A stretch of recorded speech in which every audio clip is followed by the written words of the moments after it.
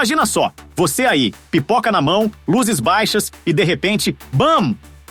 Uma série turca que te faz rir, chorar e torcer como se fosse um jogo de futebol acirrado.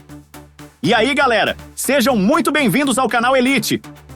Hoje o assunto é quente, quentíssimo, e se você não tá ligado, é melhor se ligar rápido, porque a tempestade de drama, bisturi e coração partido está de volta com tudo!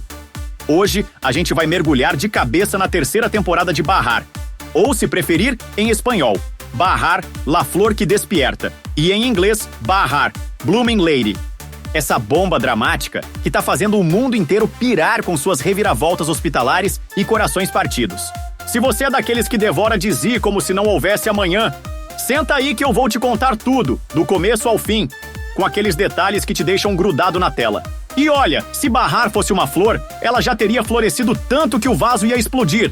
A aguardada terceira temporada de Bahar, a série turca que conquistou corações ao redor do mundo com sua mistura explosiva de drama médico, romances turbulentos e dilemas familiares, finalmente chega às telas.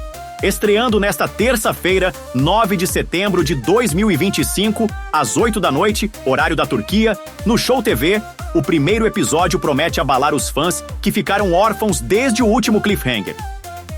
Produzida pela MF Yapım, a trama continua acompanhando a trajetória de Bahar Özden, Demet Evgar, agora enfrentando não só os dilemas da vida familiar, mas também um embate direto com um inimigo do passado. Bora comigo que tem mais!